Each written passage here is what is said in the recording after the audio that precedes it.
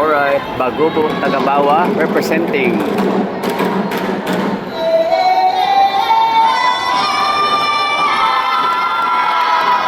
Ayun, parang magaling to.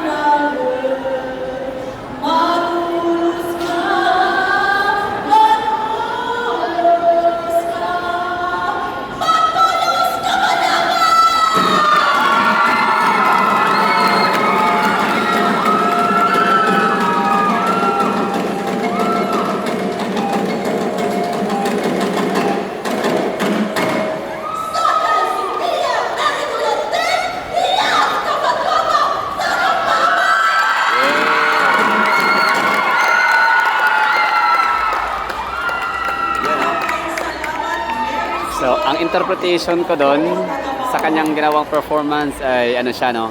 Happy, joyful, excited, and proud sa kanyang tribo at kultura, to the point na merong dayo, hindi yata yun sila katribo nila, so parang dayo lang bisita kasi nga parang modern ang kasuotan.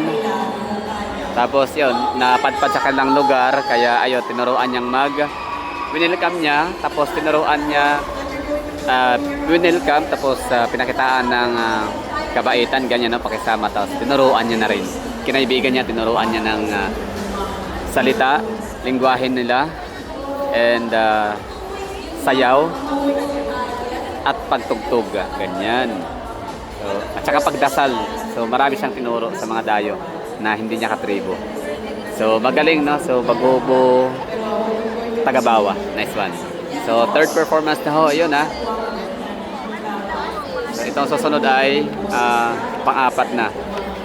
So ano sa tingin nyo? Tama ba yung interpretation ko? Tama o mali? Mali o tama?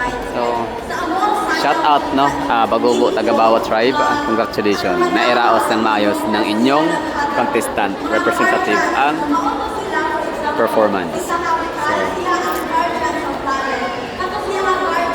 successful.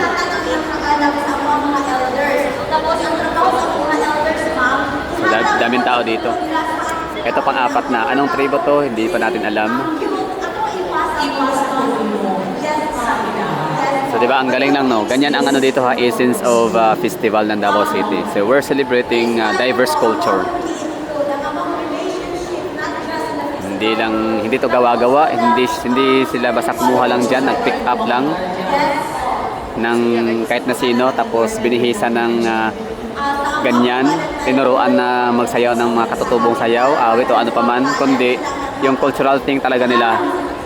I mean, tinuruan na mga cultural thing, no? Basta lang kinuha dyan o pinili yung pinakamagaling o ano paman, na parang acting lang, no? So hindi siya acting, literal na talagang tribo, talagang sila yung nanggagaling sa kailang tribo na nirepresenta. So yun nga, no, ang kaibahan sa Davao City Festival sa ibang mga festival sa Pilipinas. So dito talaga, ito yung parang masasabi nating unique festivals, festivities, festival at its best.